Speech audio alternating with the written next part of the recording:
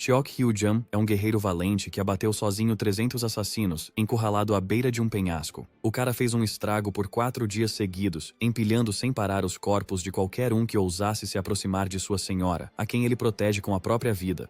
No fim, após eliminar onda após onda de assassinos, Ryuyama enfrentou o chefão e foi derrotado. Mas, em vez de morrer sozinho, arrastou seu último inimigo com ele. Saltando do penhasco, os dois lutadores trocaram palavras finais antes de cair nas águas geladas lá embaixo. 900 anos se passaram desde então, e o mundo deu um enorme salto nos avanços tecnológicos. Bem-vindo ao século XXI. Numa ponte sobre um rio, há uma estudante na beirada. Sem nada para sustentar seu peso, ela pode cair a qualquer momento se perder o equilíbrio, e as pessoas atrás dela presumem que ela quer se matar. Mas, ao contrário do que pensam, ela está ali parada só por diversão. Então ela nota algo que chama sua atenção. Abaixo da ponte, um iceberg gigante surge do nada. O mais chocante é que o iceberg guarda o corpo preservado de um herói antigo que caiu do penhasco cumprindo seu dever. Quando as autoridades descobrem isso, Hyo-geun é levado a uma instalação, onde garantem que ele fique bem amarrado para impedir qualquer movimento. Todos estão curiosos para saber de que era esse sujeito bonitão pertence. Uma hipótese é que ele possa ser da dinastia Goryeo. Jung Sang-young, o diretor do DLS Research de inteligência secreta, que trabalha diretamente sob o presidente, supervisiona o caso. Ao ver o corpo perfeitamente preservado, ele tem certeza de que essa pessoa antiga pode ajudar a humanidade a avançar na preservação de corpos com métodos criogênicos. O assistente de Sang-young não tem certeza se é mesmo preciso conter o cara assim. Ele teme que quando esse sujeito antigo acordar, não goste de estar contido. Mas o diretor não está se arriscando. Afinal, o corpo desse homem não pode ser comparado ao dos humanos modernos. É tão diferente que mal pode ser classificado como da mesma espécie. Além disso, todas as análises até aqui subverteram as expectativas deles. E Sang-young tem certeza absoluta de que ainda há mais surpresas por vir. O assistente, porém, não quer parecer relaxado. Ele quer dizer que esse cara, um presente deixado pelos ancestrais às gerações futuras, não deveria ser tratado tão duramente. Ainda assim, Sang-young não está pronto para soltá-lo, a menos que tenham 100% de certeza de que ele não é algum tipo de desastre prestes a acontecer. Claro que o assistente acha risíveis as preocupações de Sang-young, mas parece que esse idiota está prestes a aprender da pior forma que nunca se deve ignorar o conselho dos seus superiores. Aquele cara antigo literalmente arrebenta todas as amarras como se fossem só papel higiênico. Antes de vermos o desastre, vamos dar uma olhada na cidade movimentada na estrada. Um babaca e a namorada interesseira dele passeiam num carro esportivo. O cara acelera na rodovia como se fosse o dono da estrada. Mas logo depois, esse coitado é ultrapassado por um simples ancião que acabou de acordar de um longo sono. O cara tá literalmente correndo a 80 km por hora. Ele faz aquele Lamborghini vermelho parecer uma carroça. Nessa velocidade insana, ele não só deixa os carros esportivos para trás, como também faz curvas fechadas, sem desacelerar, causando acidentes enormes no trânsito. Todos os caras da geração Z pegam suas câmeras e começam a gravar essa cena sem precedentes que estão vendo. Agora, vejamos pela perspectiva de Hee-jun. Ele custa a acreditar no que vê. Ele corre por um lugar onde nunca esteve antes. É tão bizarro e surreal que ele tem certeza de que não é um sonho. A última coisa de que se lembra é de tentar proteger sua senhora daqueles assassinos. De repente, ele vê viaturas policiais bloqueando seu caminho e, enfim, para. Os policiais imediatamente tentam assumir o controle da situação. Sob ordens dos superiores, eles cercam Ryo Jae-yoon, que está parado, de forma incomum perdido em seus pensamentos. Ele se lembra bem de cair na cachoeira com seu arqui-inimigo, Oh Ka-yeon. Então, um policial se aproxima de mansinho, insistindo para que ele não resista à prisão, já que isso só vai tornar as coisas mais difíceis para ele. Mas a mente de Ryu Gaon está ocupada demais para ligar para as palavras do policial. Até onde ele se lembra, ele morreu naquela época. Mas, se não está morto e vê todo esse caos ao seu redor, a única coisa que lhe vem à mente é que provavelmente está sob a influência de uma ilusão criada pela seguidora de Okyeon, Yoon Eun-hee, especialista em mexer com a mente das pessoas. Com isso em mente, ele afasta os oficiais com as próprias mãos, mandando-os longe. Ele quer desesperadamente acordar dessa ilusão. Um dos oficiais atira um taser nele, mas Ryu Jeom simplesmente agarra as agulhas elétricas com os dedos nus. O conceito de relâmpago não é novidade para ele, mas quando se distrai, é atingido por uma rajada de agulhas, fazendo seus músculos reagirem à eletricidade. Instintivamente, os policiais acham que dominaram esse velho desgraçado com seus tasers. Mal sabem eles que Ryugaon simplesmente agarra os fios e puxa com tanta força que os policiais perdem a pegada nas armas de taser. Então ele balança as armas de volta para os soldados, fazendo-os se espalharem como pinos de boliche. O público em geral fica totalmente maravilhado. Afinal, ver a polícia apanhando de um cara que nem sequer está se mexendo do lugar é insano. Chuck Hu-jin está literalmente zoando esses caras, como se fossem só sacos de lixo. O objetivo dele é achar a chave deste mundo que vai ajudar a romper a ilusão em que ele está preso agora. Cada vez mais policiais chegam, mas Ryu Ji-un é tão poderoso que esmaga o chão sob os pés com pura força, fazendo os carros voarem. Esses caras são só um incômodo para ele, então, para evitar a dor de cabeça, ele dá um salto bem alto no ar, tipo o Hulk, e vai embora saltando. Essa demonstração de força absurda faz os soldados se perguntarem se ele é mesmo humano. Em seguida, passamos para Yong Min-woo, diretor do Serviço de Inteligência Nacional. Ele está ao telefone, furioso com a falta de resultados da equipe. A essa altura, tem certeza de que as forças especiais não vão conseguir fazer porra nenhuma nesse caso, muito menos a polícia. O cara do outro lado da linha é Jong Sang-yong, o líder da equipe desta operação. Nós o vimos antes na instalação. Depois de testemunhar como esse cara antigo rompeu as restrições e causou um caos, ele concorda com o diretor. O diretor se acalma de repente quando seu superior no banco de trás assume toda a responsabilidade pelo que está acontecendo. Admitindo que a culpa é dele, ele confia que não há com o que se preocupar. Afinal, eles estão lidando com um cara antigo que supostamente não tem poder contra armas modernas. Enquanto ele diz isso, a rodovia principal está lotada de veículos militares. Tanques, Hammers militares e até helicópteros lotando o céu. Sério, com todo esse poder militar, eles estão tratando o nosso cara como uma ameaça de nível Godzilla. Enfim, Cheok Hu-jeon está no topo de um prédio, completamente cercado. Até o terraço está cheio de policiais armados. Agora que esses caras o desafiam, ele está pronto para mostrar do que é capaz. Mas, antes de começar a luta, ele pega um cabo de vassoura como arma. Ele já se decidiu. Ele vai dar trabalho para esses caras usando só um cabo de vassoura. Um dos soldados atira uma bala bem perto dos pés dele, achando que isso vai intimidar. Esse oficial tem certeza de que um artista marcial antigo como ele não vai conseguir enfrentar uma arma de fogo. Mas Chuck Hyo-jong parece pronto para provar que ele está errado. Antes do confronto começar, e antes da gente ver o caos que vem depois, o próprio presidente resolve aparecer e encontrar o sujeito. Assim que ele pisa no telhado, a equipe de segurança, preocupada, o avisa para manter distância. Como representante do país, Kang Ji-kon veio pessoalmente se encontrar com essa relíquia do passado. Ele diz aos oficiais para abaixarem suas armas. Claro, sendo o cara antigo que ele é. Chokri-geon percebe que o presidente provavelmente tem o status de um rei. Primeiro, Ji-kon expressa suas desculpas do fundo do coração pela forma como trataram seu convidado do passado. Como Chakrajin não está ciente do que o cerca, o presidente o informa que este tempo atual é o futuro e que o lugar é a Coreia do Sul. Mas, antes de prosseguir, o presidente estende a mão para um aperto de mão. Ele quer levar Cheok Hu-jeon a um lugar melhor antes de conversarem. Enquanto o presidente estende a mão, Cheok Hu-jeon só fica ali, parado. Todos os oficiais observam de perto, tentando prever o próximo movimento. Mas Cheok Ryu-gyeon frustra todos quando balança o bastão, visando decepar a cabeça do presidente. Do ponto de vista do cara antigo, o presidente pode ser a chave para escapar desta ilusão. Os policiais imediatamente enlouquecem, mirando na cabeça dele. Milagrosamente, o presidente ainda está vivo e manda todos pararem de atirar. Enquanto isso, Chokri-gon está certo de que não é coisa de Yoon Eun-hye. Afinal, ela era a maior ilusionista de Goryeo, então não tem como criar uma ilusão em que o inimigo dele não sofra. Relembrando aquelas lutas, Cheok Hu-jeon sabe que o que sentiu durante seus confrontos com os oficiais não parecia uma ilusão. Então, levando tudo em consideração, a única conclusão a que ele pode chegar é que este lugar é real. A cena corta para o esconderijo do presidente, onde um banquete luxuoso é servido a Cheok Hyo-jeon.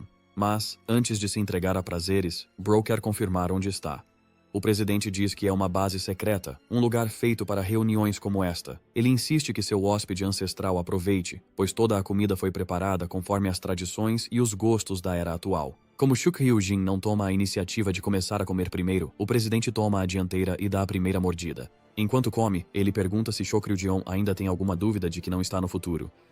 Cheok Hyo-jung é inteligente o bastante para perceber isso. A essa altura, ele já tem quase certeza de que está, de fato, no futuro. O presidente fica satisfeito em saber que ele entende isso agora. Não deveria ser difícil para ele entender que o motivo de ele conseguir se mover depois de ficar congelado por tanto tempo se deve à tecnologia médica moderna, algo que não era possível na época dele. Cheok Ryu-jeon relembra o momento antes de morrer. O veneno em seu corpo já estava se espalhando, e ele ainda foi atravessado por seu arqui-inimigo. Como ele é o único que restou aqui, isso significa que todos os seus inimigos já caíram. O presidente segue com o discurso, ainda sem saber se Cheok Hu-geon vai aceitar os termos. Ele quer ser generoso, oferecendo apoio e ajudando-o a se adaptar a este lugar. Mas em troca, ele quer a cooperação de Shak Hyun-jin. Não é nada muito exigente, apenas um pedido simples para esclarecer. O presidente faz um gesto ao diretor de inteligência nacional e os caras rapidamente ligam à TV. Um repórter de notícias relata o avistamento do cara super forte. Ele não só está igualando a velocidade dos carros, como também foi visto voando por aí. As pessoas comuns já começaram a ligar os pontos, suspeitando que o cara que viram voando pela cidade é a mesma pessoa que foi encontrada na geleira do rio Han. Há rumores se espalhando de que a pessoa que está causando caos na cidade é esse mesmo indivíduo, e as pessoas estão até chamando ele de um super-humano. Então o repórter anuncia as últimas notícias. Foi tudo parte de uma produção de filme, e o diretor do filme queria o maior realismo possível. Basicamente, o governo encenou a reportagem para convencer o público de que os avistamentos estranhos eram só encenação. Eles não podem se dar ao luxo de deixar a verdade vir à tona. As pessoas não estão prontas para saber de um ser como Cheok Hyun-geum. Afinal, ele é alguém congelado, capaz de sobreviver por séculos. Se eles experimentarem e estudarem essa situação, o presidente acredita que isso poderia levar a avanços incríveis. Muitos países já tentaram alcançar isso antes, mas, até agora, eles só fracassaram porque não tinham a tecnologia crucial de descongelamento. Mas agora, Chok Ri-jeon surgiu como a esperança deles. Então, o presidente pede a Chok Hu-jeon que coopere com eles, pelo bem do país e das próximas gerações. Mas Chak Hyo-jun diz não, de forma categórica, sem hesitar nem por um instante. O presidente fica sem palavras, enquanto Cheok Hyo-jeon segue em direção à saída. Do ponto de vista de Chak Hyo-jin, é ousado o presidente presumir que ele tem alguma intenção de viver nesta era. Como palavras não bastam para convencer esse guerreiro antigo, o presidente decide seguir com o plano B. Os oficiais logo se alinham com suas armas de agulha, miram em Chak Hyo-jin e começam a bombardeá-lo com dardos. Os dardos acertam as costas dele em cheio, mas ele não move um músculo. Embora Chakra Jeon já tenha parado armas de choque antes, o diretor tem certeza de que esse cara não aguenta tranquilizantes fortes o bastante para derrubar um elefante. Embora o diretor possa estar certo, Chok Ryu-geun nem sequer deixa que os dardos perfurem sua pele. Uma espessa camada de aura envolve seu corpo, impedindo que as agulhas o toquem. Sua aura interior se acumula em suas mãos e, em um instante, ele lança os policiais para todos os lados como se não fossem nada além de bonecas sexuais leves. Essa breve demonstração de poder lembra esse presidente teimoso de não tentar esse truque de novo. Mesmo assim, o presidente ainda não quer deixar Chok Hyo-jeon ir embora tão facilmente. Em seguida, entra um grupo de policiais com cacetetes elétricos, cercando Cheok Hyo-geun. Sem hesitar, eles avançam, mas Cheok Hyo-geun se move tão rápido que o policial que o ataca erra totalmente. Os outros oficiais se aproximam, e um cara acha que finalmente conseguiu dar um choque em Chok Hyo-geun com o bastão. Mas antes que o bastão consiga eletrificá-lo, Chok Hyo-geun desaparece num borrão. Como uma pós-imagem, ele está se movendo tão rápido que deixa um rastro de silhuetas atrás de si. Em certo momento, os oficiais tolos percebem que não são páreo para esse sujeito. Ele nem chegou a atacar, mesmo contra oponentes armados. A única coisa que eles podem fazer é assistir enquanto ele vai embora ileso. O presidente, ao receber a notícia do fracasso, tem dificuldade em acreditar que perderam para um só homem. A essa altura, ele tem certeza de que não vão capturá-lo à força, então a única opção é achar outros métodos. Afinal, Chakra Jeon não é alguém comum, e provavelmente vai ser preciso uma busca em grande escala. De repente, um homem entra correndo com uma notícia urgente. Eles acharam a localização do cara que procuravam. Embora não saibam o motivo, ele está num lugar bem fácil de achar. De pé no terraço do prédio mais alto, parece que Chak Hyo-jeon vai pular deste arranha-céu para tirar a própria vida. Veja, este mundo não tem nada a oferecer a ele. A vida dele não tem sentido, pois não tem propósito para continuar vivo. A única razão de viver foi proteger sua senhora dos inimigos. Mas agora, sem senhora para proteger e sem inimigo para combater, não há motivo para ele existir. Ele desejava ter morrido quando caiu do penhasco anos atrás. Ao começar a descer, algo chama sua atenção. Um rosto num outdoor captura seu olhar na hora. Acontece que o rosto no outdoor se parece exatamente com Okayon, seu inimigo final, alguém que ele deveria ter derrubado. Seus olhos se arregalaram em choque quando sua memória voltou à época em que ele enfrentou Okyon, um vilão que colocou os membros de sua família numa ilusão para que se matassem brutalmente diante de seus olhos. Unhai e Okyon trabalharam juntos para iniciar de vez a era de destruição em Goryeo. Enquanto tudo era consumido pelas chamas, o guarda-costas mantinha um olhar firme contra seu nêmesis, Okyeon, que gostava de torturar o espadachim e prometeu destruir o mundo. Okyeon é o único responsável por tudo. Mesmo com o nosso garoto confiante de que tinha matado o cara na batalha final deles, acontece que o desgraçado ainda está vivo no futuro. Isso muda a visão de Hyo-jeon sobre tudo. A presença do inimigo, por sua vez, dá à vida dele significado e propósito. Com as mãos apontadas para o chão, o homem faz tanta pressão que interrompe a queda e finca os pés na superfície. Tinha muita coisa que ele não sabia e decidiu descobrir. A cena corta para o presidente Jiken surtando ao ouvir que o nosso garoto pulou do prédio mais alto que achou. Mas o fato de o corpo dele não estar em lugar nenhum é ainda mais assustador do que a primeira notícia que recebeu. Por sorte, acharam uma testemunha que viu o sujeito e, segundo o depoimento dela, ele só pediu informações do Yan-woo. Neste mundo, Yoo Yeon-woo é uma figura importante. Ele é o orgulho da Coreia, uma estrela de cinema mundial, reconhecido no mundo todo por seu grande talento desde jovem. Ele é bem visto em outros continentes, e com aparência de modelo, tem um charme irresistível na personalidade. Só por existir, o valor das ações da empresa dele está em alta. E como ele é a estrela mais famosa da Coreia, elevou o status do país nos rankings globais. Em outras palavras, o cara era a definição de um grande homem, o que não condiz com a descrição que Ryu Geum estava esperando ouvir. É como se ele se sentisse ainda mais deslocado agora que a identidade de Okyeon parece ser o oposto do homem que ele deveria ser. Diante das informações, Ryu Geum suspeita que há duas possibilidades. Número 1. Ou este modelo se parece com Okyeon. Número 2. O cara é ele mesmo.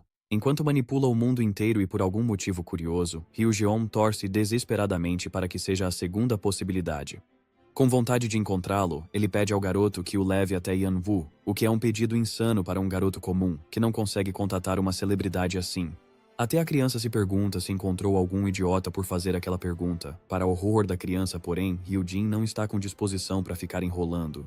O cara exerce tanta pressão que estilhaça o vidro de todas as telas. Hyojin exige uma resposta do garoto. Querendo um jeito de encontrar Yeon-woo, o garoto acha que está prestes a ser morto se não lhe der uma resposta. Então finalmente confessa. Ao ouvir que o modelo viajou para o exterior há alguns anos, Hyojin percebe que isso quer dizer que seu alvo já foi para outro país. Vamos visitar a Terra da Liberdade. A América. Aqui, o modelo tá almoçando de boa, quando de repente leva um socão na cara desse Kanye West bombado aqui. Falando um inglês bem enrolado, o americano exige que ele saia do lugar. Isso era pra ser só uma cena do filme que eles estão dirigindo, então tá tudo de boa. O diretor fica meio incomodado porque o Yan-woo não anda no seu melhor ultimamente e tá levando mais tempo pra se adaptar às cenas. Para compensar o ocorrido, o modelo confiante, com o rosto já inchado, pede ao americano que acerte o outro lado também. A cena está marcada para ser refeita quando, de repente, o lustre se rompe sem aviso e despenca. Kanye Fortão não vai lançar outro álbum se aquilo acertar nele. Mas por sorte, o modelo coreano age rápido e salva a vida dele no momento crítico. A equipe corre na hora para ver como eles estavam. Eles não esperavam que algo assim acontecesse. Felizmente, os dois estão bem e ninguém se machucou, tirando Yeon-woo, que feriu o braço, e no hospital todos ficam chocados ao descobrir que ele arrebentou o próprio corpo só para salvar o outro cara. Além disso, pelo ato corajoso, ele ganhou vários presentes de todo mundo para acelerar a recuperação. Yeon-woo acha melhor, em vez disso, dividir esses presentes com os funcionários do hospital. Ele também pede desculpas por bagunçar o cronograma de filmagem por causa do seu estado agora há pouco, mas eles só estão felizes por ele não ter se machucado muito. Além disso, Yeon-woo percebe que filmar não é algo importante neste momento, especialmente quando houve uma notícia chocante. De volta à Casa Azul, o presidente Ji-kon se despede de todos, só para encontrar o nosso garoto à sua espera. Tendo burlado com facilidade os mais altos níveis de segurança, Ji-kon lembra do medo de ontem, pois foi só 9 horas atrás que o nosso garoto apareceu no seu escritório como o Batman. Ele veio para aceitar a oferta de cooperação que havia recusado antes, só que desta vez ela vem acompanhada de uma condição. Entregando-lhe uma foto de Yan-woo, ele pede ao presidente que o ajude a encontrar alguém confiável que possa encontrá-lo facilmente na mesma sala que Yan-woo. Shikan está pronto para qualquer coisa, desde que ele prometa, em troca, cooperação total. Hyojun nota que apertar as mãos como sinal de confiança não existia na época dele, mas ele aperta a mão mesmo assim. De volta ao presente. Ji-kon descobre que Ryu-gaon quer ver Yeon-woo com urgência, mas não será fácil, já que eles estão muito longe dele. A cena corta para a parte em que eles realmente chegam ao local onde Yeon-woo está hospedado. O modelo fica chocado ao conhecer o presidente e a pessoa que ele trouxe. Yeon-woo se apresenta do mesmo jeito enquanto Ryu-jeon fica bem alerta, porque chegou a hora de ver se esse cara é mesmo Okyeon ou não. Ji-ken descobre que o modelo torceu o braço recentemente por uma lesão. Hyojin fica ainda mais disposto a encontrá-lo e estende a mão. A celebridade, no começo, fica chocada ao ver ali, bem diante dos próprios olhos, o mesmo cara das notícias. Eles apertam as mãos, enquanto Ji-kan sugere que se sentem em um lugar confortável. Mas essa não é a parte importante. O importante é que nosso garoto está quase esmagando a mão do Yeon-woo com uma pegada muito forte. Mas para seu total choque, esse cara não está sequer liberando um traço de chi do corpo, parecendo uma pessoa comum. Decepcionado, Ryu-gaon pede desculpas por sua intromissão. Ji-kan diz para os dois ficarem à vontade enquanto se afasta para cuidar do banheiro. Embora use isso como desculpa, ele já deixou seus homens de prontidão caso dê merda. A sala esvazia até sobrarem só os dois homens, dividindo uma mesa frente a frente. Embora aprecie o chá, Ryugaon fica bem deprimido ao notar que esse sujeito só lembra Okion nos traços do rosto.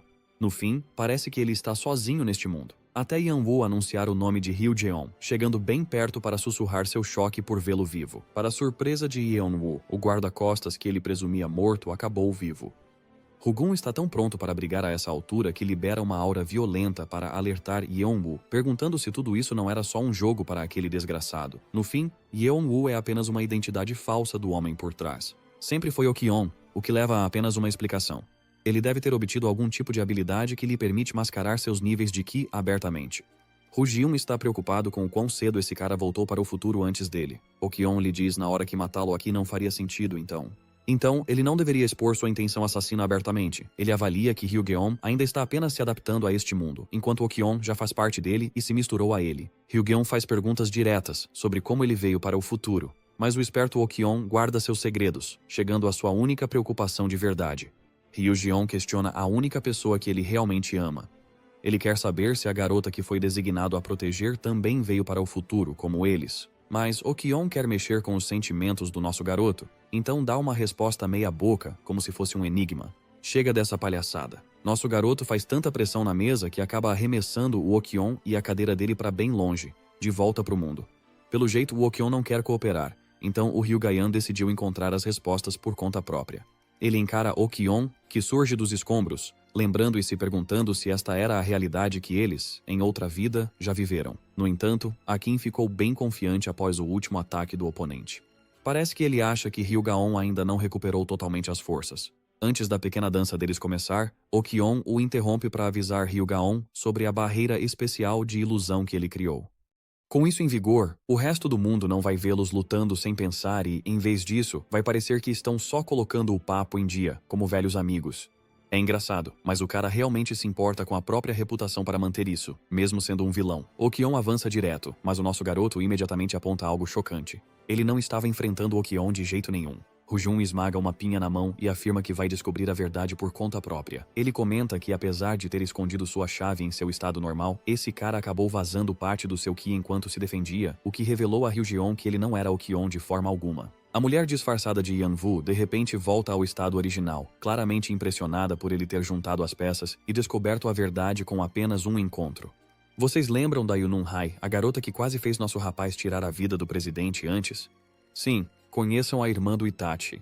A perspectiva volta ao último dia da rebelião, quando ele se lembra claramente de um Hai caindo para a morte depois de ser cortada e aberta. Ele tinha certeza de que aquilo tinha sido o fim para ela, então isso é muito estranho. Um Hai ri da confusão dele e revela que a verdadeira Okion é uma figura bem importante neste mundo. Ela usava a identidade dele como Yeonwoo, porque o chefe dela está ocupado com outras reuniões dos planos dele. E no relatório de hoje, ela fica mais do que feliz em contar a Okion sobre o retorno de Ryujeon. Além disso, avaliando os poderes dele de antes, ela acha que pode derrotar Ryujeon aqui com facilidade. E é por isso que a irmã do Itachi usa um jutsu de clone das sombras para se juntar contra o nosso garoto.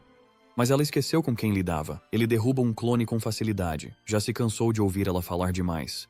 Basicamente, o cara mandou ela calar a boca. Claro, como Ryujeon tem expelido tanto Ki do corpo, tendo despertado só recentemente, isso vai cobrar um preço dele. Só essa suposição acabou virando o maior fracasso de um Hai, porque nosso garoto lembrou ela de que foi feito diferente. Com um só ataque, ele deu conta de todos os clones dela.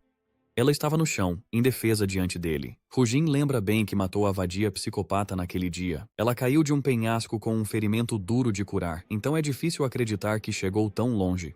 Um Hai revela que também acreditava que ia morrer naquele dia. Mas, ao abrir os olhos, a realidade foi diferente. Ela estava no futuro, meio perdida, diante de um homem de belo terno e cabelos acinzentados. Ele era Okion e já estava ajudando-a a se adaptar a esse novo mundo. Isso significa que Okion foi o primeiro a despertar entre eles, e como ele é o superior dela, Unri não quer desistir até o fim. Ela quase acerta o olho de Rujiun com uma estocada afiada, mas o nosso garoto reage a tempo e a afasta com um golpe pesado. Hai mal consegue continuar lutando, enquanto Ryugaon se aproxima, lembrando como ela fica lamentável ao dizer que Okion, na verdade, salvou a vida dela. Hai estava aqui havia só um mês, mas isso não é o que preocupa Ryugaon. Ele quer saber quando o corpo dela começou a se decompor. Ela não entende onde ele quer chegar, então ele rasga a camisa dela e revela carne apodrecida por baixo. Hujin diz que Okyeon, na verdade, nunca a salvou de verdade. Ele apenas usou um feitiço para mantê-la viva por um tempo, até que ela eventualmente encontre sua ruína depois de não ser mais útil. Eun-hye enlouquece completamente em resposta, rugindo com ele por dizer coisas tão ridículas. Hyojin entende que ela nunca ouviu falar dessa técnica, mas aos olhos dele, o veredito é claro.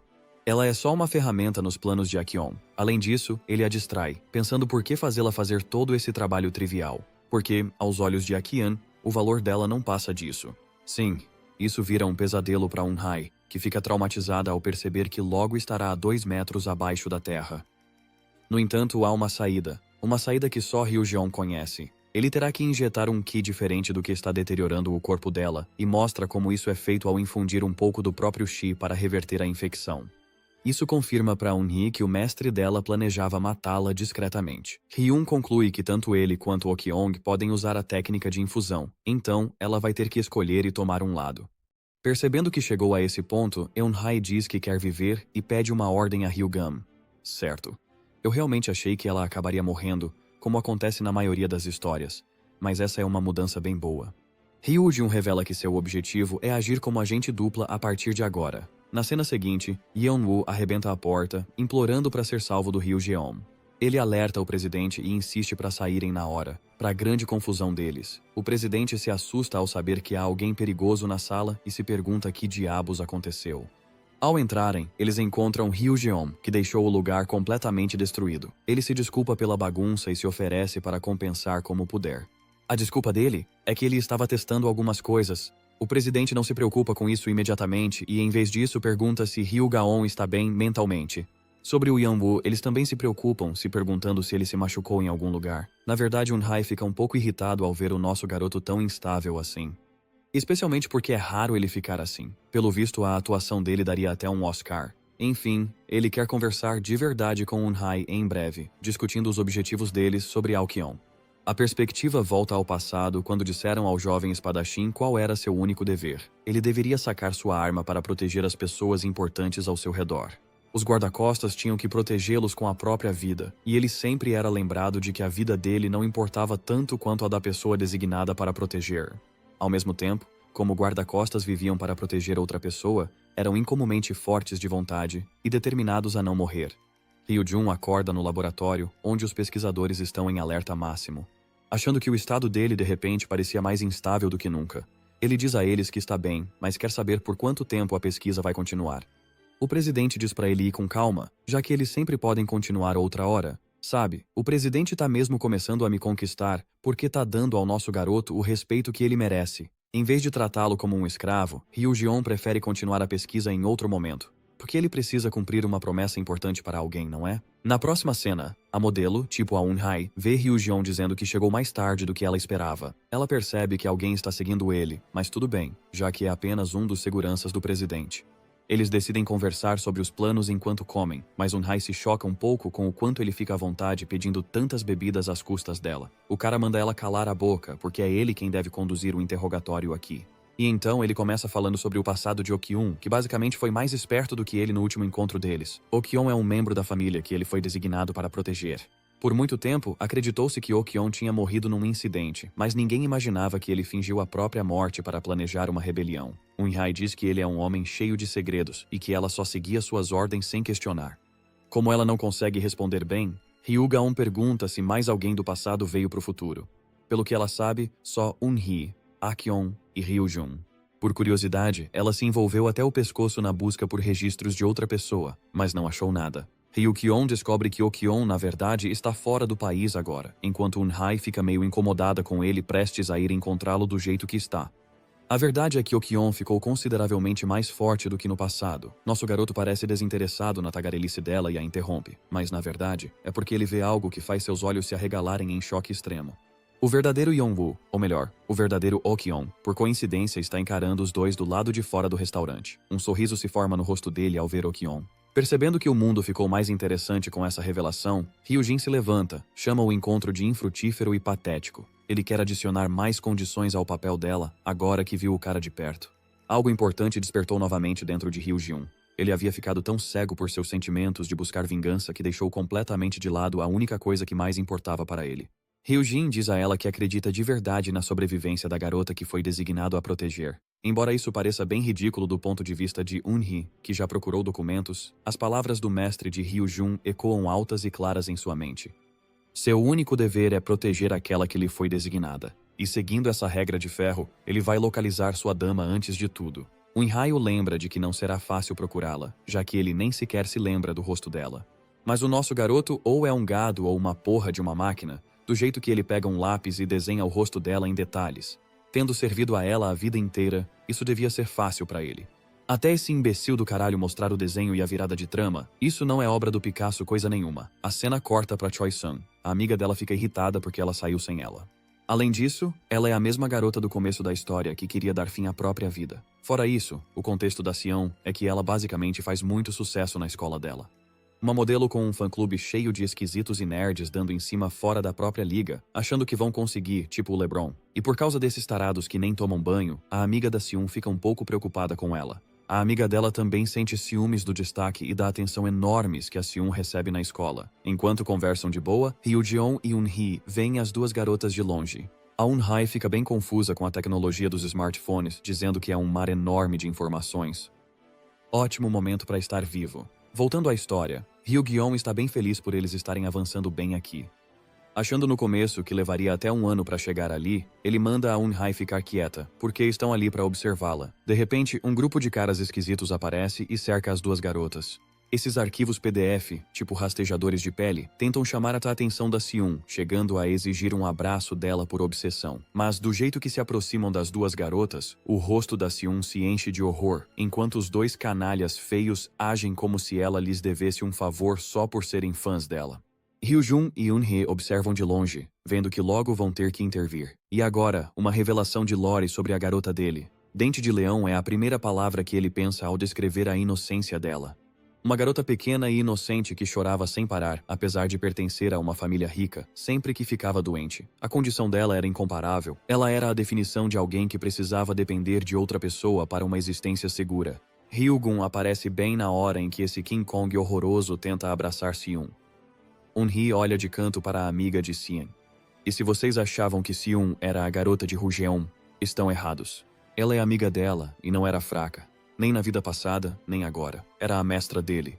Rujeon caminha até ela e ela se aproxima devagar. Nosso garoto se desculpa por ter demorado tanto para salvá-la e até oferece o próprio casaco para protegê-la do frio. Só com esse encontro, Hyugan fica plenamente confiante na pessoa à sua frente. Mas para o choque total dele, a garota avança direto e acerta um forte soco ascendente no abdômen. Hyojin claramente não esperava por isso, e eu também não. Essa garota não é uma donzela em perigo, ela é uma arma. Sorrindo, ela comenta que faz um tempo desde a última vez que eles se viram. Acontece que a garota o confundiu, achando que ele era fã dela. Meu parceiro fica destruído, percebendo que ela nem lembra dele. Ela nem tem o mesmo nome. A garota não entende o problema, e pergunta se em vez disso, ele é fã da Sion. Hyojun fica bem abalado, percebendo que não é só uma questão de memórias, mas também do jeito dela.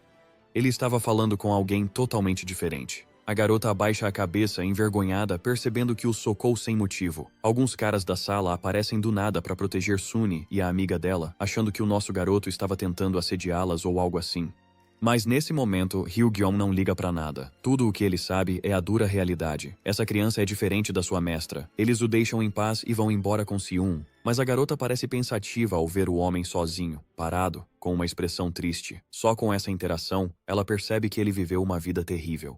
Na cena seguinte ou na manhã seguinte, Hyo-jian e sua fiel escudeira Eun-hee chegam ao túmulo onde supostamente sua amada foi enterrada. Eun-hye acha tudo meio sem graça, mas acredita que é por causa do tempo.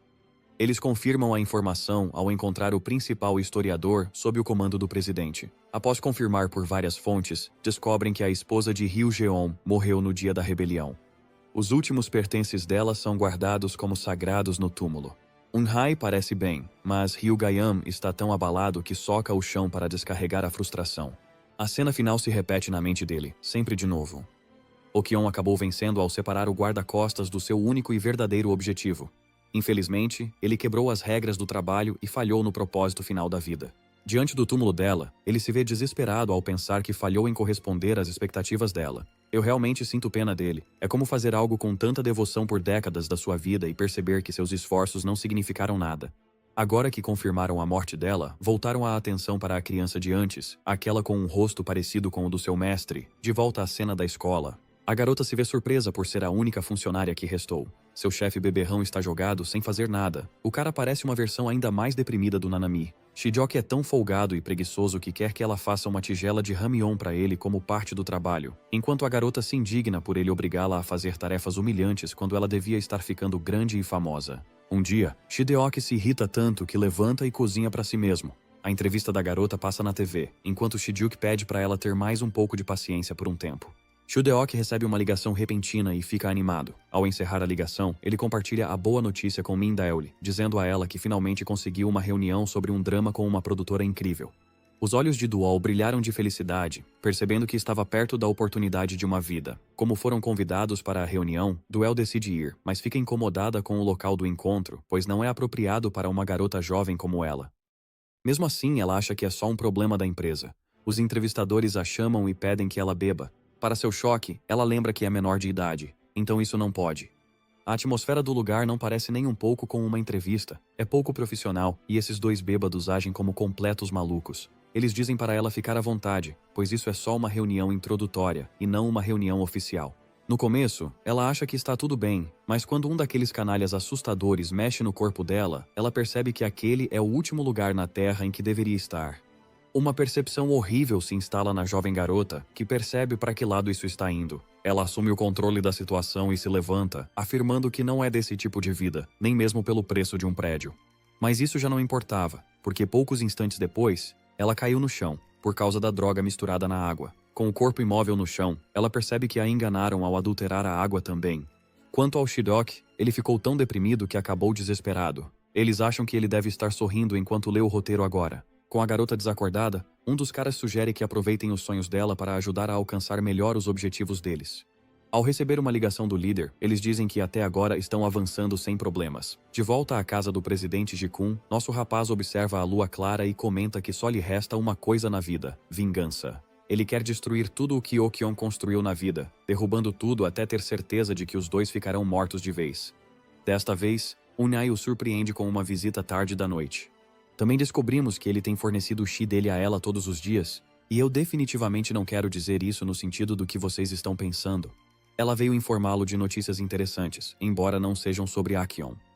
Mas a garota que apareceu igual à sua senhora, despertando o interesse de Doula, Unhye iniciou uma investigação oficial. Ao rastrear ligações com ela, ela descobre, chocada, que, assim como a senhora de Ryugeun, essa garota também é da família Min. Isso quer dizer que ela é descendente direta de quem ele não conseguiu proteger. Depois de segui-la por um tempo, Unhye descobriu que ela está em má situação e precisa de ajuda. Mesmo depois do que ela disse, Ryugeon não dá a mínima para uma descendente. Ele volta para dentro, sem demonstrar interesse algum, ainda mais por alguém que nem sequer era sua própria mestra. Unhye fica um pouco irritada com a reação dele, apesar de ter se dado ao trabalho de rastrear a garota com cuidado. Ao receber uma ligação repentina, ela percebe que precisa se apressar para entrar.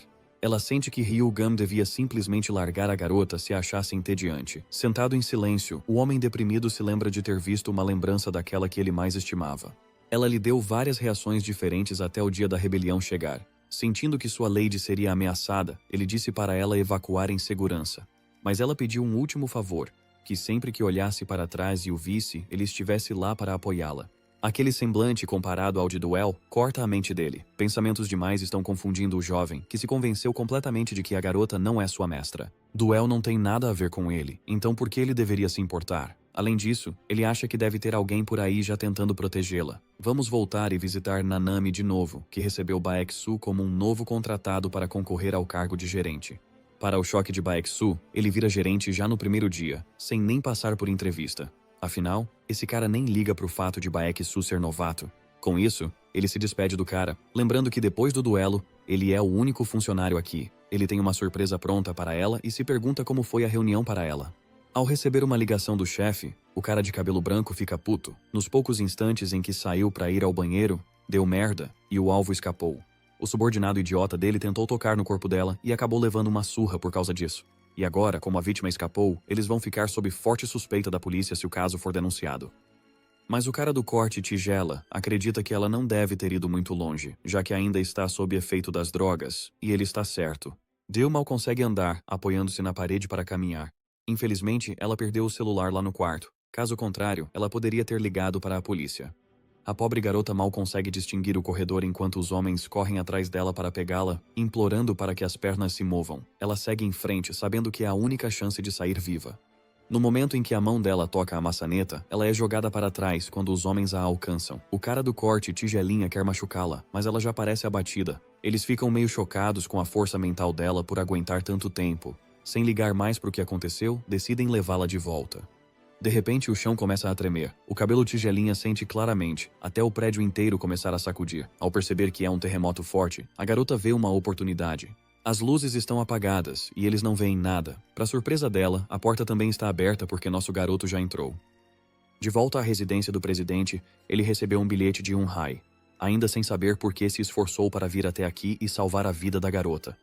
Na verdade, ele sempre poderia tê-la ignorado, então não sabe por que está aqui. Sem complicar demais a resposta, Ryugaon aceita que queria fazer uma boa ação. O homem ameaçador exige que soltem a garota na hora. Apavorado, o cara de cabelo branco fica em choque, sem saber de onde esse sujeito surgiu. Além disso, o chão ainda treme sob eles, enquanto Ryujeon casualmente joga o corpo dele longe, fazendo-o bater em várias superfícies antes de cair no chão. Em seguida, é a vez do Tigelinha, que quase se mija de choque. Ryujun, com um olhar ameaçador, exige que ele a solte. E sem perceber, ele não entende por que está tão furioso. Bolkut sai correndo logo depois de ver outro ser humano, diante dos seus olhos, ser tratado como um maldito boneco de treino.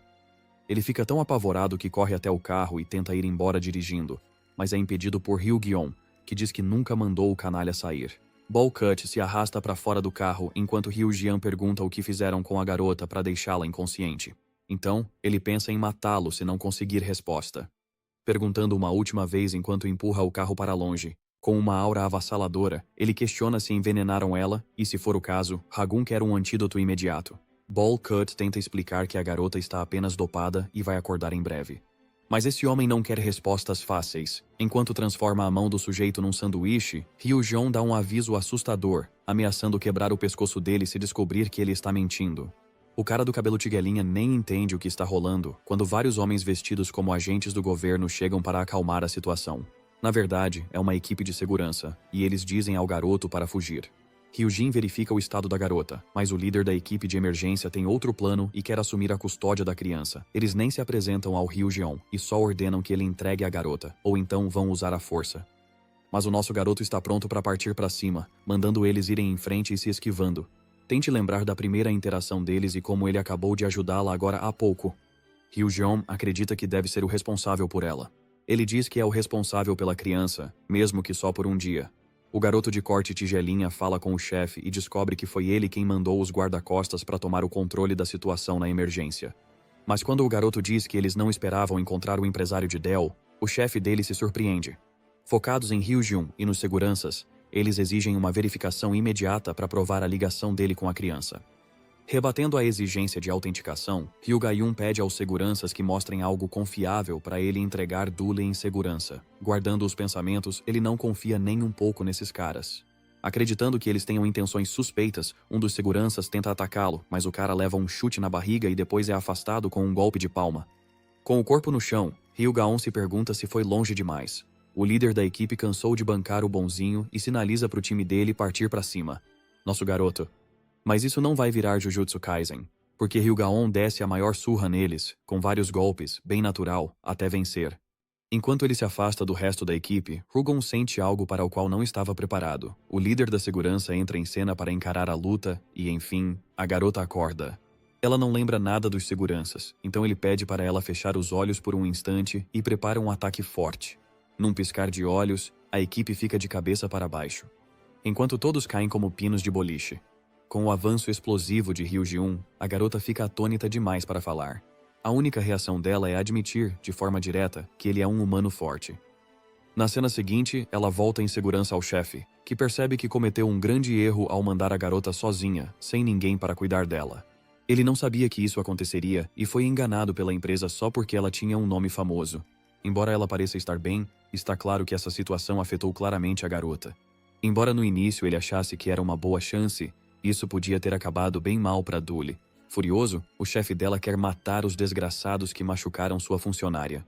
Mas a própria funcionária dele mostra como essa abordagem é ridícula. Ele não podia brigar com uma empresa gigante. E, embora ela queira expor esses desgraçados pelo que fizeram, isso é irrealista, já que eles estão em desvantagem. Por mais que aumentassem o tom, eles iam perder. Por isso, ela não queria que o chefe insistisse e arrumasse uma briga inútil. Em vez disso, ela fica bem feliz em dar o troco depois, no longo prazo. Em vez disso, ela acha mais importante agradecer a certa pessoa por tê-los ajudado, levando-o ao Hyojin sem interesse. Ela deixa o chefe conduzir a conversa, embora ele queira compensar nosso garoto. Higaon realmente não liga pra nada além de bebidas doces. A garota virou fã dele na hora, porque ele é muito bom de briga. Ela acha que colocá-lo como gerente seria ótimo, até porque eles já se encontraram antes. Ela se pergunta se a garota com quem ele a confundiu também é tão bonita quanto ela. Além disso, o chefe entrevista o homem e descobre que, na prática, ele está quase sem trabalho no momento, enquanto Dudley fica chocado com o que ele está fazendo. Porque, pro chefe, os dois parecem perfeitos juntos. Então ele só oferece a ele um emprego como gerente e, de volta à sala de aula, Dula é elogiada por Cien por entrar numa grande empresa de produção. Sem saber o show de merda que rolou na outra noite, Duel fala dos detalhes e explica que não deu certo. Tonta, ela se afasta e, nervosa, pede um favor, que ele lhe passe alguns segredos do ofício. Esse tipo de pedido deixa Seung um pouco em dúvida, mas por ser gentil demais, ela aceita numa boa. Ela está pronta para responder a qualquer pergunta quando um grupo de delinquentes aparece, empurrando-as de lado. Esta é a gangue Ojaenil, mas graças aos gerentes pessoais de Seung, elas se intimidam e desistem de se meter em algo sério. Sewin acha que ter um gerente é essencial para situações assim. Escolher alguém confiável é mais importante do que escolher alguém forte, pois essa pessoa deve ser de confiança. A palavra de confiança a faz lembrar do homem que ela conheceu recentemente. Hyugun observa a paisagem urbana à noite quando Eun-hae chega para servi-lo. Ele é um pouco duro com ela, pois sempre a repreende por se atrasar. Além disso, como ela costuma se atrasar, ele se pergunta que agenda pessoal ela tem. Eun-hae se recusa a falar sobre isso e pergunta por que ele ligou. O cara só quer saber sobre o papel de gerente de celebridade, algo que nem essa garota sabe. Com um olhar fulminante da parte dele, ela explica que um empresário normalmente verifica como a celebridade está e também cuida das negociações por ela. Basicamente um cuidador que está sempre tomando conta deles. Agora que ela contou tudo, quer saber por que ele perguntou. Hyugun explica que conseguiu um novo emprego como o empresário de Mindeuli, que isso a deixa em choque total, ainda mais porque ele foi tão duro ao rejeitá-la outro dia. Ela até o amaldiçoa por mudar de ideia e desconfia que no fim isso acabaria mesmo acontecendo. Além disso, ele ficou sabendo de algo interessante pela garota. De volta à equipe de emergência, ele relata ao seu líder sobre o homem fora do comum e como ele acabou sendo responsável pelo fracasso da missão. Enquanto isso, Hyojin conta a Eun-hye como lutou contra um bando de caras para salvar a vida dela, mas com um único olhar percebeu que esses caras eram diferentes. Ele os golpeou com chi e eles ainda eram capazes de se levantar. De volta à cena das bundas nuas deles. O chefão manda um soco com tanta força que arremessa o líder da equipe contra a parede, lembrando a eles que também são humanos fora do comum. Eles terem falhado nessa missão é o máximo do constrangimento. Não podem se dar ao luxo de errar, de tão importante que ela é. Rujeon diz a Eun-hye que as pessoas deste mundo não deveriam estar acostumadas ao conceito de chi. Este era o mundo atual, um mundo sem qualquer conceito de chi nas artes marciais, mas ele ainda conseguia senti-lo naqueles homens. Além disso, o chefe da equipe de emergência agora está pessoalmente curioso e quer conhecer esse homem misterioso por si mesmo. A reação de Eun-hae é bem intensa. Depois de ouvir isso dele, ela quer saber se ele está falando a verdade ou não. Embora Hyojin não entenda por que ela está tão abalada com isso, ele se pergunta se há algo que ela sabe e ele não. Os olhos de Eun-hye se arregalaram de horror ao lembrar que Okyeon disse que o Ki interno não existia mais. Então, isso é impossível, mas isso só reforça as provas de que Akyeon a usava como ferramenta. Ao lembrar do encontro com a Okyeon no presente, ela percebeu que o mundo mudou muito ao longo dos 8 séculos em que eles estiveram ausentes. O corpo humano médio perdeu uma de suas funções essenciais. Agora era um mundo em que, no lugar das artes marciais, o progresso e a tecnologia avançaram. Ele até admirava o poder da ciência, já que viveu pouco tempo. Ele entendeu que o Chi já não era necessário num mundo como aquele, mas isso aumenta o mistério do porquê Eun-hye foi mantida viva por tanto tempo. Hyojun acrescenta que ainda não vivenciou um Chi simples, então sua observação é um pouco limitada por agora. Por isso ele quer investigar aqueles caras antes. O cara literalmente se joga de um prédio na frente dela, faz uma aterrissagem de super-herói e o Jojo vai andando para descobrir a verdade nas sombras que estão sendo mantidas longe dele. No dia seguinte, vemos a melhor escola da Coreia, cercada pelos carros mais exóticos dali. A Yongjin High School é uma escola na qual o governo investe pessoalmente, e ela se parece com uma universidade pelos vários cursos e atividades que oferece. E por coincidência, Dul estuda nessa escola, a escola dos snobs e dos herdeiros de famílias ricas, como as 3 garotas delinquentes. Infelizmente diferente dos outros alunos, ela só entrou por sorte. Ela sofre bullying só por existir, e por sua origem, eles a tratam como lixo. Mesmo tentando colocar-se um contra alguém tão desagradável quanto ela, Dual rebate Sojung. E embora quisesse bater na garota com toda a força, ela acabou sendo ainda mais assediada e provocada pelos meninos da turma. A turma inteira é hostil com ela, mas ela não pode fazer nada para evitar seu destino. Além disso, os alunos estão curiosos sobre o aluno transferido que vai se juntar a eles hoje. O professor se aproxima e manda eles se sentarem. As crianças esperam uma nova garota por causa dos altos padrões da professora, mas para espanto de todos, principalmente de Dula, é o nosso garoto. Choki Hyojun, com aparência elegante naquele uniforme. Vamos voltar alguns passos e ver o encontro dele com o presidente. Ele pediu para ingressar na escola e disse que a curiosidade sobre este mundo o faz querer seguir um caminho de conhecimento. O presidente então nomeia o diretor do Serviço Nacional de Inteligência para cuidar desse pedido em nome dele. Desde que a idade dele não fosse um problema, ele poderia entrar. E adivinha? Nosso garoto agora faz parte da turma e todas as garotas estão babando por ele. Até os meninos admiram a beleza dele, achando que ele vai ser uma futura estrela ou ator. Jani os puxa de lado, se apresenta e elogia o físico do cara, mas a resposta é de gelar os ossos. Regiun diz que consegue esse físico arrancando cabeças, ou seja, retalhando pessoas. O mais engraçado é que o nerd esquisitão que falou pra ele sobre a Yeon-woo dias atrás também está nessa turma, e o garoto tá praticamente tremendo aqui. Janiel ri de Hyo-yeon por agir como personagem de anime. O garoto covarde treme aqui, com medo de que ele perca o controle e destrua a escola inteira. Hyugun lança um olhar engraçado pra ele e vê Julie sinalizando pra ele sair da sala pra conversar. Então ele vai até lá e é interrogado pela garota por estar estudando na escola. Ela não consegue acreditar que ele entrou tão fácil e quer saber mais sobre quem ele é. Mas, antes de vir pra esta escola, Hyugaon foi proibido de revelar sua identidade. Meu rapaz foi treinado pela mídia para situações assim antes de entrar na escola. Então ele dá a resposta que foi orientado a dar, dizendo que entrou por uma admissão especial. Ao mesmo tempo, ele é o empresário dela, um trabalho tipo guarda-costas, já que aqueles homens perigosos estão atrás dela. Ele quer ficar perto dela e proteger a celebridade. Mesmo assim, ela fica meio desconfortável e lembra ele de não fazer esse tipo de coisa na escola, porque os dois vão se meterem em encrenca por causa disso. Ela acha melhor agirem como estranhos na escola e foge da realidade, porque ela ainda não era uma celebridade.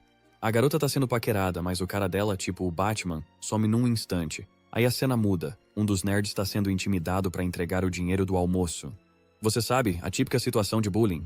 Enfim, esse garoto é persistente e não quer entregar o dinheiro. Então ele leva um gancho bem doloroso no estômago por desobedecer às ordens, apagando ele na hora. O controle tirânico de Genil sobre a turma faz o resto tremer de medo. Chegando aqui, nosso garoto se pergunta o que está acontecendo. Ele sumiu num instante porque sentiu um traço de chi por perto. Genil deixou o garoto de joelhos recolhendo o dinheiro. O pirralho fracote explica que Janil cobra imposto de todo mundo. Ele trata isso como o parquinho dele e tem permissão para fazer o que quiser, porra, porque tem uma base familiar forte. A forma mais fácil de descrevê-lo seria como rei. E, como você pode imaginar, a palavra rei é um baita gatilho para o nosso garoto, que fica genuinamente enojado com a visão patética e fraca que o Genil é, apesar de ser o rei. Mas as palavras ousadas de agora a pouco foram ouvidas por Jinal e pelo resto dos capangas. Claro que Hejeon, sendo o cavalheiro educado que é, pediu desculpas por irritar o rei. Jinel acha que está ameaçando subir na hierarquia e na escala social. O capanga dele acha que dá e sobra para lidar com um cara como Hyo-jeon. Mas Janil fica pessoalmente puto e simplesmente empurra o cara para longe, expondo o queixo e pedindo um golpe limpo direto no punho. Famosas últimas palavras bem aqui. Hyojin pergunta sinceramente se ele está pronto para morrer, o que pode parecer um exagero para os outros, mas esse cara fala sério mesmo. Irritado com ele ainda se exibindo, Genil prepara um soco para acertar nosso garoto. O garoto franzino mal acredita que já vão partir para cima um do outro. No primeiro dia depois da transferência, o professor aparece do nada e se mete, estragando a diversão do Janil. Quando ele estava prestes a começar uma briga, é avisado para manter essas coisas fora da escola. Jinil lembra o Hyugam que, de agora em diante, vai tornar a vida dele um inferno, uma ameaça bem vazia vinda de um covarde como ele. O cara tá aí agindo como se fosse acabar com o Ryujeon. Enquanto isso, nosso garoto olha pra ele, confuso. Naquele dia, no intervalo do almoço, o Ryugaon pede pra sentar com um grupo de alunos. Mas para surpresa dele, todos saem da mesa com medo. Provavelmente porque não querem ser ligados a ele por causa do Janiil. Como ninguém quer sentar com ele, o garoto covarde pede para dividir a mesa com ele. Então, eles conversam e comem juntos. Nosso garoto fica surpreso. Por quê? Todo mundo tem medo dele. O garoto franzino diz que daqui pra frente ele está marcado por Janil e seus capangas, o que significa que a vida escolar dele vai virar um inferno. Esse cara tortura as pessoas até elas serem obrigadas a sair da escola e por isso todo mundo o ignora. Mesmo assim, o garoto não entende por que o Ryujeon não espancou o Janil até não sobrar nada, sabendo que ele poderia ter feito isso. Além disso, ele quer deixar algo claro sobre a primeira vez em que se encontraram. Ele já tinha percebido que o cara era estranho e, brincando, pergunta se o nosso garoto é algum tipo de super-humano de outra época, o que assusta por ser uma previsão tão precisa do garoto. De qualquer forma, o professor grita com o novo aluno transferido, querendo conversar com ele. Eles vão para uma sala separada com o professor, que faz perguntas simples sobre a experiência na escola. Ryujin responde que não acha os professores úteis nem do seu agrado, já que eles não mantêm padrões morais tão altos como antes. Claro que o nosso garoto sabe exatamente o que está acontecendo aqui e por que o professor o trouxe até aqui. Então ele pede ao Inhai para parar de encenar. Nossa vilã favorita volta ao normal e fica surpresa ao notar vestígios de Shi na escola. Infelizmente, nenhum dos dois consegue saber a quem o Shi pertence. Por isso, o nosso garoto tentou de propósito causar uma cena, tentando forçar alguém a usar Shi naquela situação. Foi uma boa oportunidade que foi estragada por causa do professor. Mas além disso, ele confirmou mais uma coisa, que o Marechal Qi ainda existe neste mundo. Além disso, Janil está atualmente espancando o garoto fracote. O que só vai deixar tudo ainda mais satisfatório, quando o nosso garoto o deixar todo machucado. Mandam o garoto tirar a camisa e revidar. O garoto dá um leve tapinha no ombro dele, parecendo traumatizado como sempre. Janil aponta para o rosto apavorado de Junho e dá um golpe esmagador, fazendo o corpo dele balançar. Os capangas veem o líder mexer com seu novo bichinho de estimação. Além disso, lembram que viram Ryujeon na cafeteria falando com Junho, e por isso ele está sendo punido. Com a batida, vai acontecer.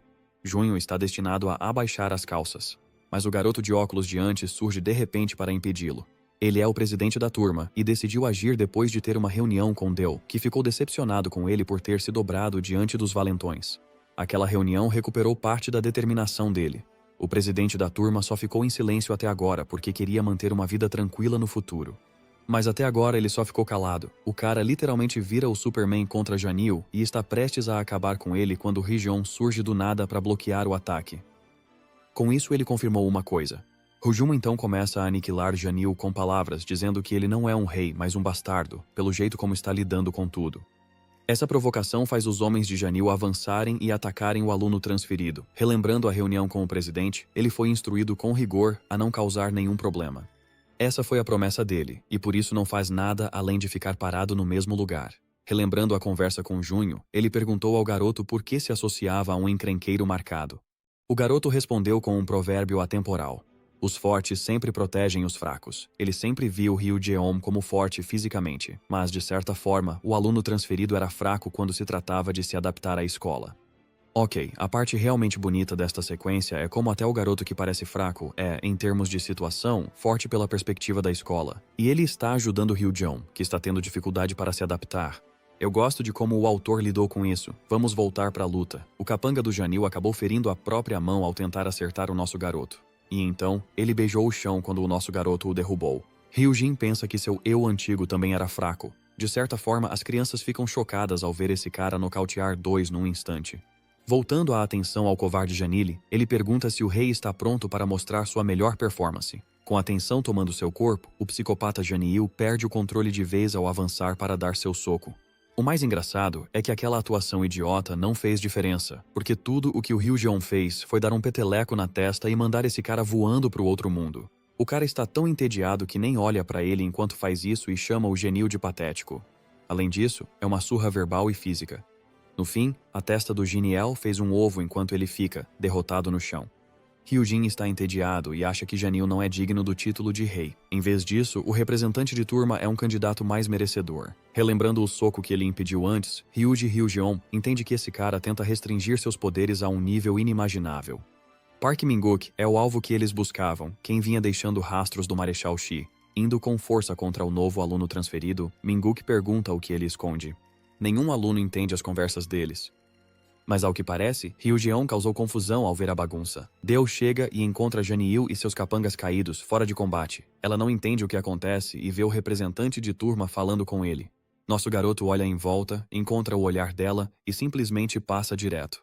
Na cena seguinte, após a aula, Seun e Dula conversam sobre como é fascinante um cara como ele estudar nessa escola. Mas elas estão felizes porque com um cara como ele por perto, a segurança delas está garantida. Janil agora parece um idiota, mas esse sujeito ainda não terminou e quer voltar a tomar controle do mundo dele. Seon comenta que, de certa forma, Rugaon parece diferente. É como se ele tivesse uma aura natural de segurança que faz a pessoa querer se aproximar. Acontece que essa garota está afim dele e quer chegar mais perto, sem saber que Ryugaon é, na verdade, o gerente dela. Bem, como ela não tem escolha nessa situação, nossa garota confessa a verdade, o que abala o mundo de Sun, e promete guardar o segredo dela. Dul fica feliz por ela ter contado essa informação logo de início.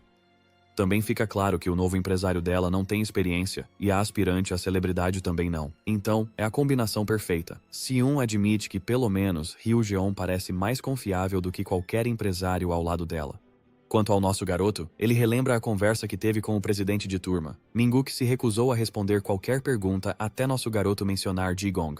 Minguk não fazia ideia do que ele estava falando. Isso confirmou uma coisa. Nem o próprio Minguk sabia da sua força. Ele basicamente só estava dando um soco como qualquer outro. Sem saber que possuía tanta força, Minguk ficou mais tenso com aquelas acusações estranhas. E foi assim que a conversa acabou sendo interrompida. Hyujun se lembra bem de como a energia daquele soco parecia familiar, de algum jeito. De qualquer forma, o Hyujun está sendo disciplinado por causar tanta confusão no primeiro dia. Eles querem chamar o responsável dele e colocá-lo em apuros por isso. Em resposta, o aluno destemido simplesmente chama o instrutor de um homem vergonhoso. E imediatamente, os chamados responsáveis entram na escola, e é revelado que são o diretor do Serviço Nacional de Inteligência e seus homens. Imagine ter o diretor como seu representante na reunião da escola. O cara deve estar se sentindo imparável. Enfim, como a escola é patrocinada pelo governo, eles estão bem decepcionados com o jeito como lidaram com as coisas aqui. Ele também diz ao Ryujun para deixar o resto com ele, o que aumenta ainda mais a curiosidade do instrutor. E assim, o problema é resolvido. Na cena seguinte, voltamos a ver nossa vilã favorita. Ela trouxe para o Ryugayun o que ele pediu. É um arquivo com todos os registros do Minguk, incluindo todas as informações dele. Pelas descobertas dela, ela percebeu que ele é um garoto comum. Se for algo, Minguk só tem uma paixão forte pela escola, ou pelo menos parece. Além disso, o Qigong também não poderia ter sido herdado da família dele. Como o garoto não tem pais, só um irmão mais velho, a investigação é mais difícil do que ele imaginou.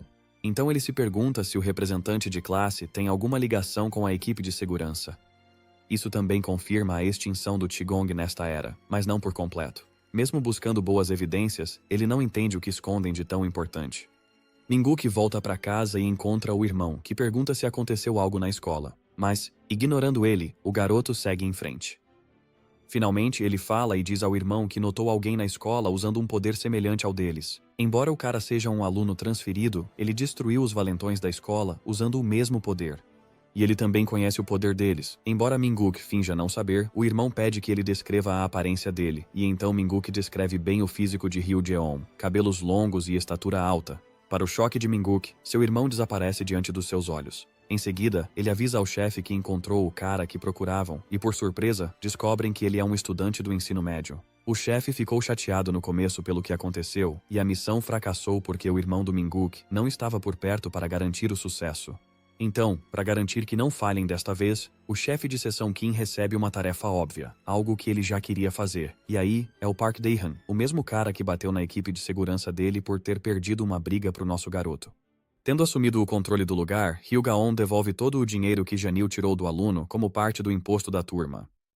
Quanto ao suposto rei humilhado, Janil na verdade se pergunta se esse cara tem o apoio do presidente para agir tão destemido. Além disso, isso basicamente quer dizer que Ryujeon é o novo rei da escola. Todos comentam depois da aula como ele é gentil apesar da aparência. Junho fica impressionado por ele ter conseguido, apenas com sua existência, devolver à escola um lugar de santidade. Unil fica feliz em ajudar com qualquer dúvida sobre sua vida escolar daqui pra frente. Mas Ryujeon vê Moondik logo à frente e diz que vai achar as respostas com ele. Em vez disso, Mingguk explica o processo de separação e descarte do lixo. Hyojun acha que é uma brincadeira desnecessária, enquanto o representante de classe questiona a identidade do misterioso aluno transferido, especialmente porque seu irmão desapareceu num piscar de olhos. Depois daquele encontro, Mingguk suspeita que ele talvez esteja tentando se aproximar dele, mas para seu choque, Ryun afirma que está bem em aprender o resto por conta própria.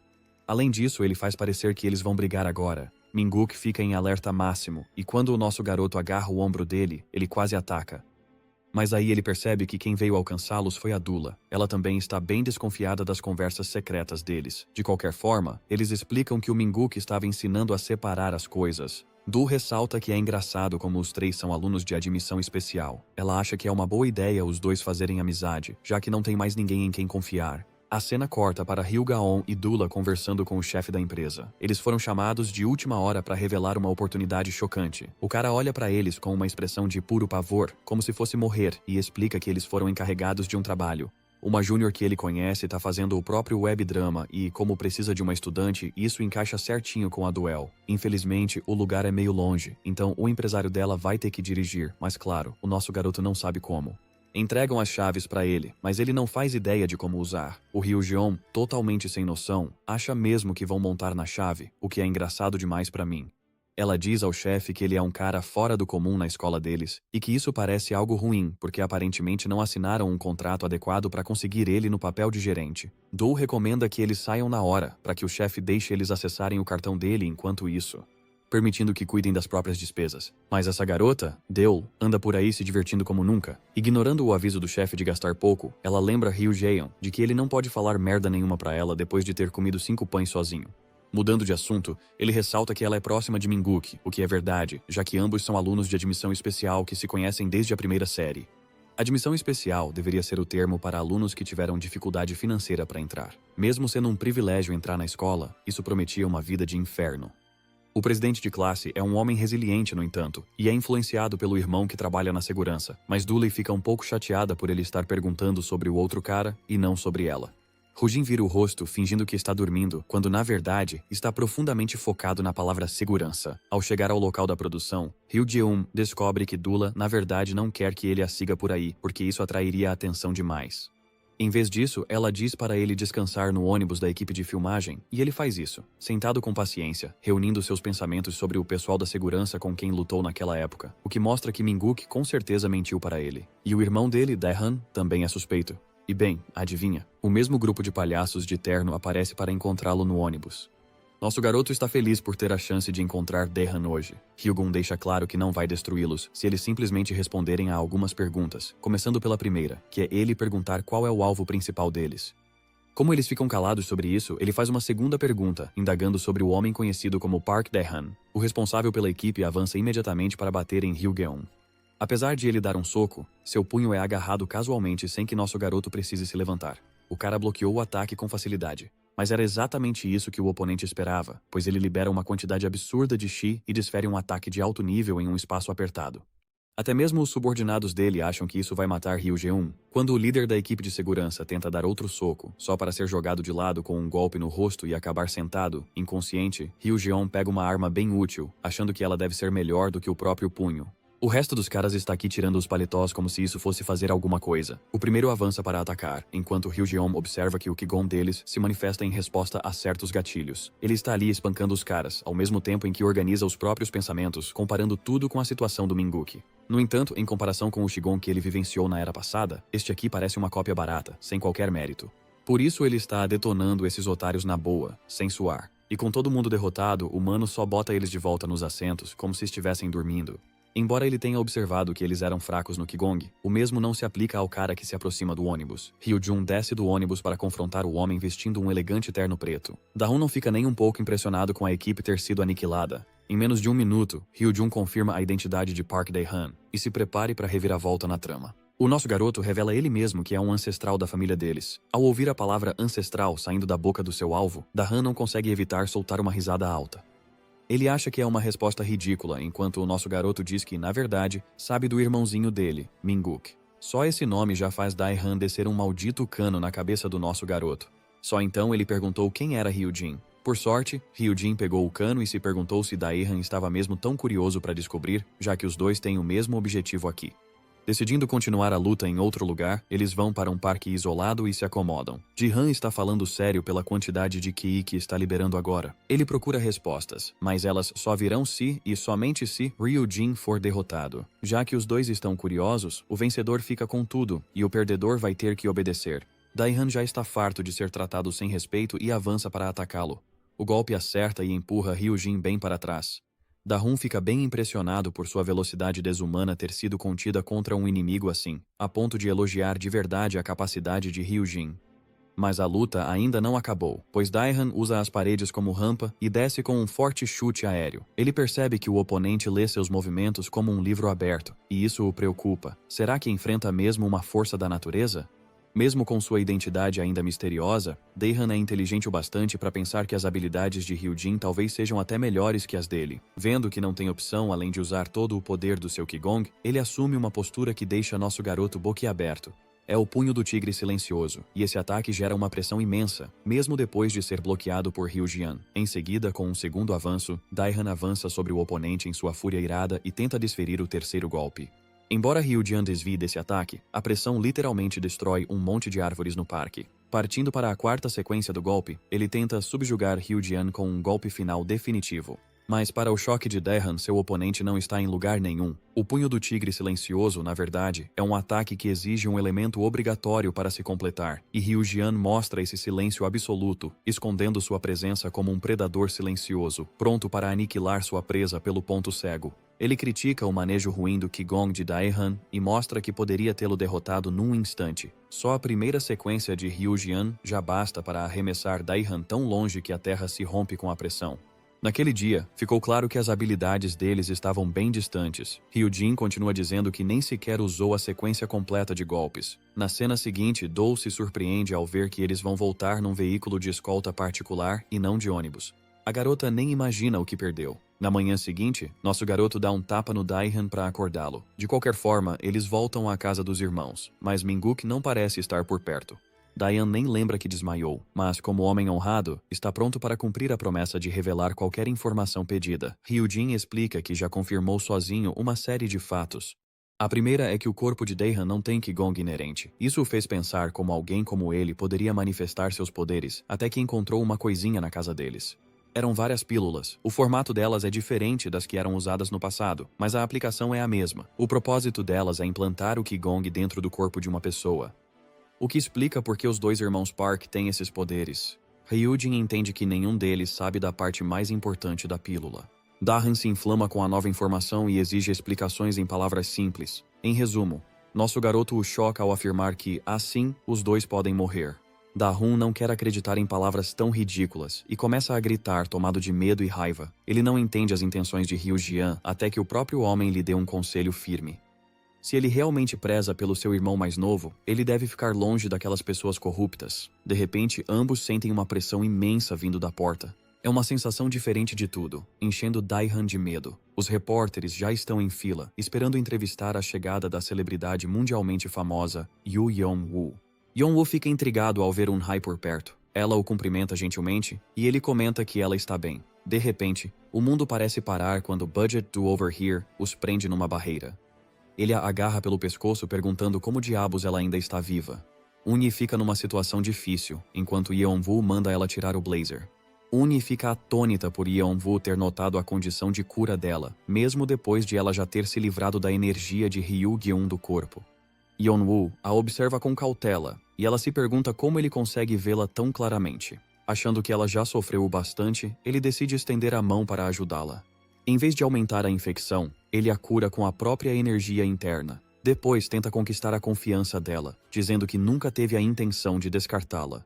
Ele fica bem surpreso com a expressão horrível no rosto dela. É porque no momento ela sente uma dor insana torturando o corpo por dentro, enquanto Yeon-woo solta um sorriso manipulador. Os repórteres nem sabem para onde a modelo sumiu, graças à barreira que ele lançou, e os dois saem de cena. Na cena seguinte, vemos Daehan assimilando as palavras que lhe deixaram. A condição dele iria levá-lo à morte, o que explica por que ele está se sentindo assim. Ele se pergunta se a organização com a qual está lidando escondeu esse detalhe de propósito. Da-han também está com dúvidas se deve confiar em Hyojin. Min-guk volta da escola e é recebido pelo irmão mais velho, que ainda está tentando aguentar, fazendo tudo o que pode pelo bem do irmão mais novo. Enquanto Min-guk escova os dentes, ele diz brincando, para o irmão não ficar olhando para o corpo dele como um pervertido. Ji-han, de forma chocante, diz a ele que eles não vão mais usar as pílulas, já que a empresa está suspendendo os remédios e, por enquanto, restringindo-os apenas aos membros da organização. Essa notícia soa terrível para Min-guk, que queria usar o poder deles numa avaliação importante. Mas Daehan já não consegue correr riscos às cegas. De repente, Min-guk começa a sangrar pelo nariz, sinal de um destino horrível pela frente. Por causa das pílulas, Daehan se preocupa e fica bem irritado com ele por não cuidar da própria saúde. Min-guk não entende e se pergunta o que o faz perder a calma. Afinal, alunos costumam ter sangramento no nariz de vez em quando. A cena corta para o chefe da organização CK Shields, que janta e admira uma nova visão do produto mais recente deles. Esta fórmula é mais forte que a anterior, permitindo melhores resultados nos testes. Eles têm pessoal bem qualificado por perto. Mesmo assim, aquele pessoal qualificado foi derrotado por um cara em suporte de vida. Este é o poder das pílulas de Qigong. E com isso, o valor da empresa vai disparar, com ainda mais promessas vindas do produto. Além disso, esse cara é Cha Jun-il, diretor da empresa. Dae-hun também participa da reunião e fica pasmo com os resultados. O corpo do diretor parece se recuperar de forma constante e as vendas continuam aumentando aos poucos. Os vendedores querem cada vez mais essas pílulas porque o efeito transformador é instantâneo. Com uma dose, é o tipo de produto que vai se tornar popular no meio médico, e eles o chamam de injeção de vitamina. Por enquanto, tudo segue como planejado. O chefe da organização chama Daehan para receber um relatório sobre o cara que ele foi enviado para alvejar. O pobre do Daehan só lembra que foi destruído naquela luta e fica em silêncio. Como ele não pode dizer isso nem para salvar a própria vida, Daehan diz que lidou com aquele cara. Pelo menos essa desculpa vai dar a ele um pouco de tempo. O chefe manda ele voltar ao seu posto. A cena muda para o irmão mais novo. Min-guk começa a se irritar ao ver Hyojin seguindo ele o dia inteiro. Mas nosso garoto é esperto e põe isso na conta de uma simples coincidência, nada mais. Na verdade, ele tem vigiado Min-guk, mas ultimamente ainda não notou nenhum vestígio de Chi até agora. A atenção de Hyojin está voltada para fora quando ele vê Janil espancando Junho de novo. Ele está punindo o garotinho pelo que Hyo-jian fez com ele. Junho é jogado no chão e lembrado da realidade da qual ele sempre vai fazer parte. Os capangas dele encaram o chefe, chutando o Junho no chão até Dulai aparecer, fazendo-os parar, morrendo de medo, porque acharam que era o próprio Hyo-jian. Ao se virar e cruzar o olhar dela, Janil vai até ela, pronto para dar um tapa no rosto. Só que esse é basicamente o maior erro da vida dele, porque isso faz Hyo-jian entrar na hora e impedir. O cara fica tão com medo do nosso garoto que vai embora sem olhar para trás. Hyojin diz a Du que ela foi imprudente demais há pouco, e ele também não entende porque ela sempre acaba sendo vítima de azar e de coisas perigosas. Além disso, ele percebe que as prioridades dele mudaram depois de descobrir os comprimidos. Coisas mais importantes agora vêm primeiro, então ele não vai conseguir dar tanta atenção a ela nem protegê-la como antes. Mas Hyojin também teme que algo ruim aconteça na ausência dele. Por isso, sente mais falta dos antigos colegas, em quem podia confiar a própria vida. Duel alerta Junho para ser mais cuidadoso daqui pra frente, pois Janil e seus capangas vão aproveitar qualquer chance de humilhá-lo. Enquanto eles se afastam, Hyo-jian tem uma iluminação. Talvez ele pudesse humilhar Janil para sempre, deixando-o quebrado além de qualquer reparo. Por isso, ele encarrega Junho de espancar Janil totalmente sozinho, o que é basicamente como dizer, vá e vença o Superman. Hyojin se mantém firme na sua posição e acredita que esse é o jeito certo e, como não tem colegas nesta era, está disposto a dividir seu poder com quem confia para criar um novo.